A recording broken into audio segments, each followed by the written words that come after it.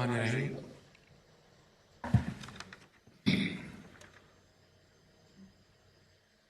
برادر محترم صدر اسلامی جمہوریہ ایران عزت مآب ڈاکٹر سید ابراہیم رئیسی صاحب، ایران سے تشریف لائے ہوئے انتہائی قابل احترام ہمارے بھائی اور بہن، پاکستان کے بھائی قابل احترام وزراء اور متعلقہ افسران، السلام علیکم۔ جناب صدر، میرے لیے یہ بہت خوشی کا مقام ہے کہ آپ پہلے مہمان ہیں برادر ملک ایران سے، اور مہمان سے بڑھ کے دہائی لائے کے احترام بھائی ہیں، جو کہ بطور صدر پاکستان کا دورہ کر رہے ہیں میرے اور میری حکومت کے انتخاب کے فوری بعد۔ یہ میرے لیے اور ہم سب کے لیے بہت اعزاز کی بات ہے۔ بسم اللہ الرحمن الرحیم۔ بنام خداوند بخشنده مهربان، برادر گرامی جناب آقای دکتر رئیس ابراهیمی، رئیس جمهور محترم جمهوری اسلامی ایران، برادران و خواهران گرامی که از ایران تشریف آوردند، وزرای محترم پاکستان و دیگر مهمانان گرامی، سلام عرض می‌کنم. من می‌خواهم از برادر گرامی خود جناب عالی دکتر سید ابراهیم رئیسی، رئیس جمهور محترم جمهوری اسلامی ایران که با دیدار ایشان اینجا اولین بار آمدن، من پس از انتخاب فعلی دولت پاکستان این اولین مسافرت یک رئیس کشور هست که به پاکستان تشریف آوردن و این امر مورد افتخار ماست. چشم ما روشن دل ما شاد، چشم ما روشن دل ما شاد۔ خیر خوب۔ آپ کو دیکھ کے اب ہماری آنکھیں ٹھنڈی ہوئیں اور ہمارا دل خوش ہوا۔ جناب صدر، آج ہماری بہت مفید گفتگو ہوئی اور ہم نے الحمدللہ دونوں برادر ممالک کے درمیان ہمارے جو باہمی جو رشتے ہیں، مذہب کے، تہذیب کے، سفارت کے اور سرمایہ کاری کے، سیکیورٹی کے، ان تمام ہم نے معاملات کے اوپر بڑی تفصیل سے گفتگو کی ہے۔ اور مجھے یہ کہنے دیجئے کہ ایران کے پاکستان سے تعلقات 76 سال سے نہیں ہیں۔ میں کوئی شک نہیں کہ 1947 میں ایران ان چند ممالک میں سر فہرست تھا جس نے پاکستان کو تسلیم کیا، مگر ہمارے یہ باہمی رشتے صدیوں پر محیط ہیں۔ جب پاکستان ابھی دنیا کے نقشے پر نہیں آیا تھا تو اس وقت بھی مسلمانان ہند کے اور ایران سے بڑے قریبی روابط تھے۔ تو یہ ہے وہ تعلق جس کو آج ہم نے ترقی اور خوشحالی اور باہمی محبت اور دونوں ملکوں کے عوام کی بہتری کے لیے اس موقع کو استعمال کرنا ہے۔ رئیس محترم، امروز تبادل نظر تفصیلی داشتیم و در موارد مختلف و مسائل مختلف دو جانبه منطقی و بین المللی صحبت کردیم۔ روابط ما فقط 70 و 60 سال عمر ندارند. باید گفت که ایران اولین کشوری بود که در 1947 که پاکستان به قیام آمد اولین کشوری بود که ما را به رسمیت شناخت و ما موافق شدیم که در روابط اقتصادی به ویژه تجارت دو جانبه، سرمایه گذاری و همکاری انرژی همکاری خواهیم کرد۔ جناب صدر، ایران، تہران اور مشہد بہت خوبصورت علاقے ہیں اور بہت خوبصورت لوگ ہیں وہاں پہ. آج آپ اسلام آباد تشریف لائے ہیں تو میں سمجھتا ہوں کہ بزرگ تہران سے آپ اسلام آباد آئے ہیں، اور اسلام آباد بھی ایک بہت خوبصورت شہر ہے. اور میں سمجھتا ہوں کہ کوہ دیم ویند سے آپ اسلام آباد آئے ہیں تو خوبصورتی کا ایک یہ حسین مقابلہ، ایک حسین منظر پیش کرتا ہے.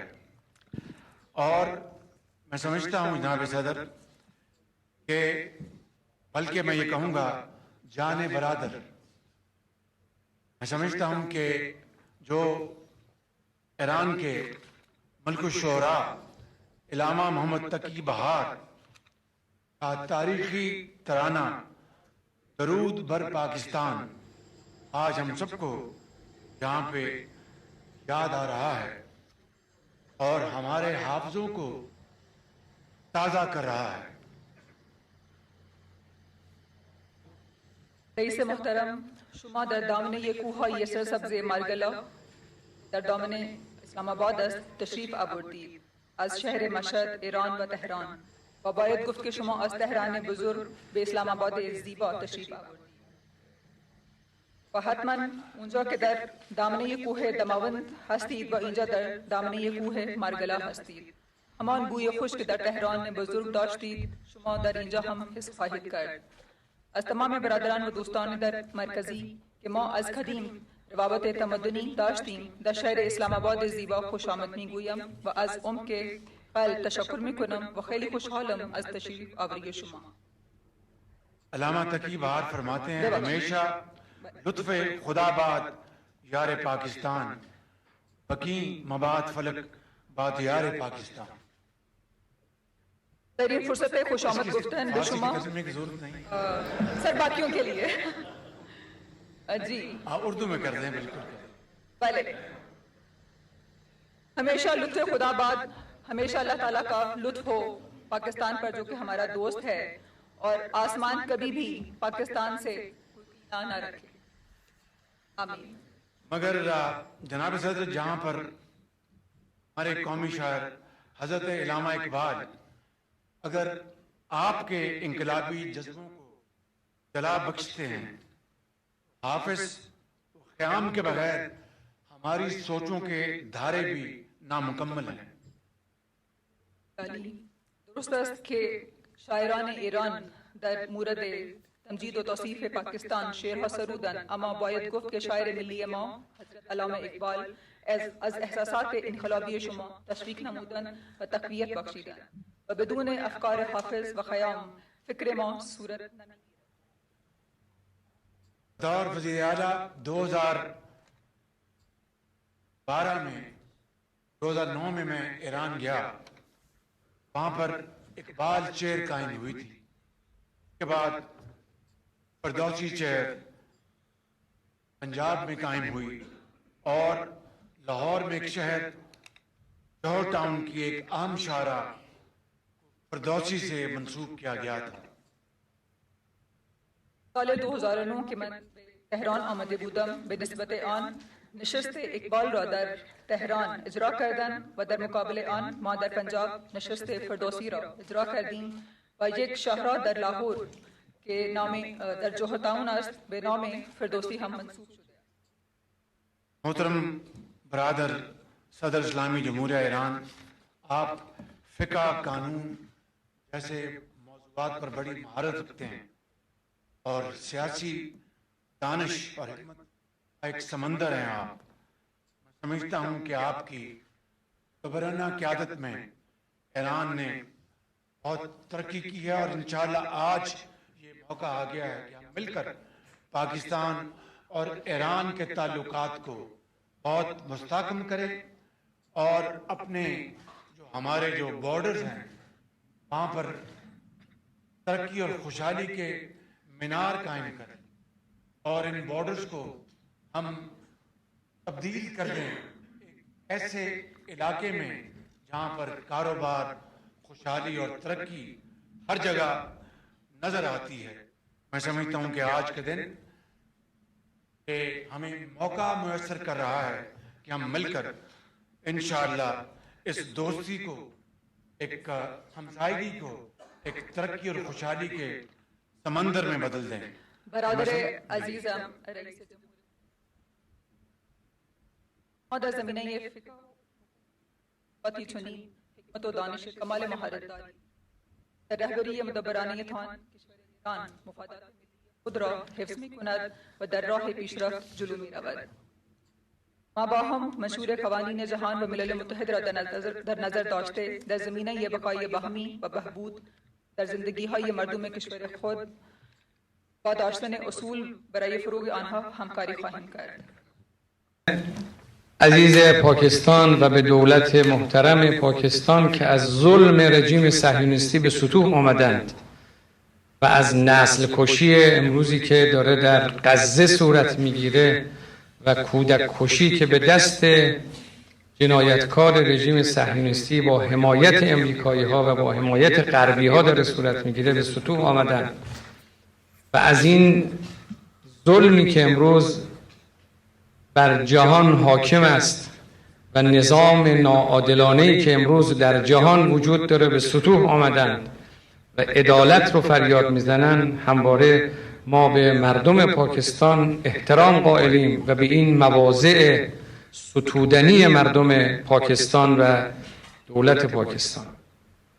And at the same time, we respect the Pakistani people and Pakistani government who cannot tolerate anymore the oppression and injustice which is done against the people of Palestine and people of Gaza, and the genocide and the child killing which is committed by the Israeli Zionist regime by the support of the United States and other Western countries.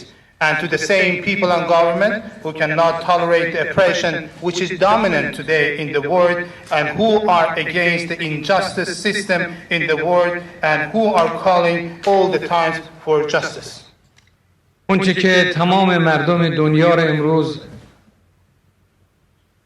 استدار کرده N که سازمان‌های بین‌المللی و سازمان‌های به ظاهر مدافع حقوق بشر کارآمدی خودشون رو از دست دادن. سازمان ملل کارآمدی خودش رو از دست داده، شورای امنیت وظیفه خودش رو انجام نمیده. N مردم مسلمان پاکستان، مردم مسلمان ایران، مردم جهان، چه مسلمان باشند و چه مسلمان نباشند، اما آزاداندیشند، با بصیرتند، امروز همه رو به سطوح آورده. ما یقین داریم این موضع مردم مسلمان و امت اسلامی و مردم عزیز پاکستان و ملت بزرگ ایران و ملت مقاوم فلسطین این ایستادگی و مقاومت و این حق‌خواهی و عدالت‌خواهی پاسخ خواهد داد و حتما زمین ساز نظم عادلانه جهانی خواهد شد. We believe that today people in different parts of the world, they are in pain. And they are, and at the same time, the international organizations, including the United Nations or the United Nations Security Council or other international bodies who claim to support the human rights, they have proved that they are inefficient. And the United Nations Security Council could not deliver its task and responsibility in this regard. So today, the Muslim people of Iran and Pakistan and all Muslim or non-Muslim people living in different parts of the world who are thinking of freedom and who are wise people, they are asking for the freedom and stop of this oppression. So we believe that all these positions adopted by the Muslim and Islamic people in Iran, in Pakistan, or other countries, or the positions adopted by the Palestinian resistance, and their resistance and fighting against this regime and their demands for right and their demand for justice will definitely be attainable and one day it will be realized. ما با کشور دوست برادر و همسایمون پاکستان فقط به عنوان دو کشور همسایه مطرح نیستیم. روابط بین دو کشور روابط تاریخی، روابط تمدنی، روابط عمیق اعتقادی و دینی است. امری که ملت بزرگ ایران رو با ملت بزرگ پاکستان به هم پیوند میده اون اعتقادات و باورهاست و این پیوند ناگسستنی است. Today, our relations and connections with the brotherly, friendly, and neighborly country of Pakistan is not only limited to be two neighboring countries. We have historic relations, we have civilizational relations, and we have deeply rooted faith-related and religion-related connections between our two countries. I believe that between the two great and honorable nations of Iran and Pakistan, there are some common faith and religions which are interrelated and no one can disconnect them.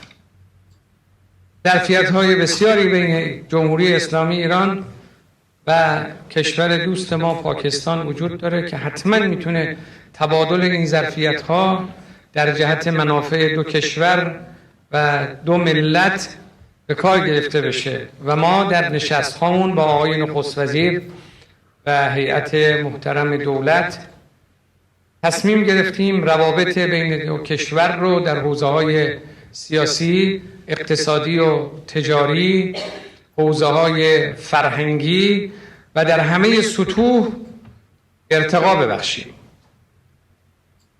We believe that there exists a big number of potentials in the Islamic Republic of Iran and at the same time in the Islamic Republic of Pakistan.